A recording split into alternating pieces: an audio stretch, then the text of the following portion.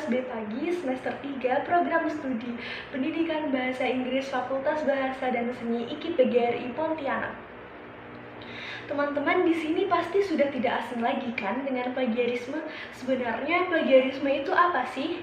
Mari kita simak video ini untuk tahu lebih lanjut. Jadi nih teman-teman, plagiarisme adalah sebuah tindakan di mana seseorang mengambil atau meng-copy paste tulisan dari berbagai sumber tanpa menyebutkan kreditnya, kemudian mengakui tulisan tersebut sebagai hak miliknya. Hal yang dapat dilakukan untuk menghindari plagiarisme ini adalah dengan cara mencatat berbagai sumber daftar pustaka, menyertakan sitasi, memanfaatkan tools anti plagiarisme untuk mengecek tulisan.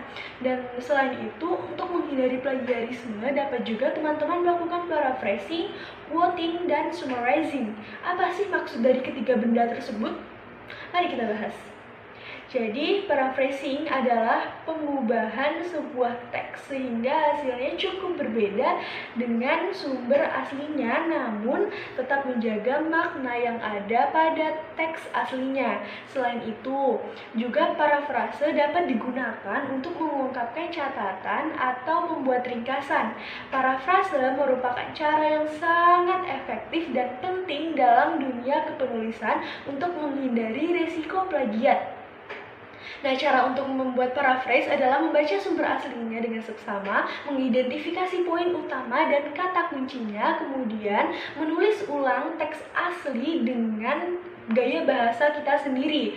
Kemudian meninjau parafrase untuk memeriksanya secara akurat. Yang terakhir adalah merekam sumber aslinya termasuk nomor halaman sehingga dapat memberikan referensi. Kemudian quoting. Quoting adalah gagasan, ide, atau pendapat yang diambil dari berbagai sumber. Pengulangan suatu ekspresi sebagai bagian dari yang lain, terutama ketika ekspresi yang dikutip itu terkenal atau tersurat, dihubungkan dengan kutipan ke sumber aslinya. Dan cara melakukan quoting adalah memberikan tanda kutip. Kemudian jika ada kata yang perlu dihilangkan untuk kejelasan, tunjukkan penghilang tersebut dengan elipsis. Kemudian yang ketiga, jika ada kata yang perlu ditambahkan pada kutipan, letakkan di antara kurung siku. Kemudian jika kutipan lebih dari 3 baris teks, harus dimulai pada baris baru dan diidentasi di kedua sisi.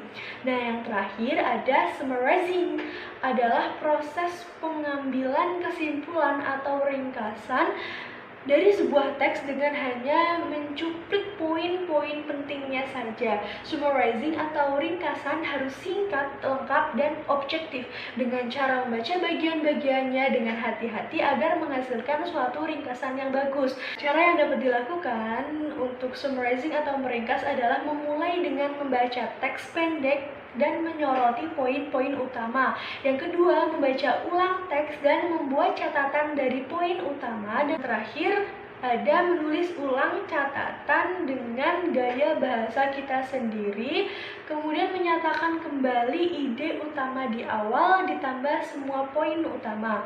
Demikianlah penjelasan dari plagiarisme dan cara menghindarinya. Wassalamualaikum warahmatullahi wabarakatuh.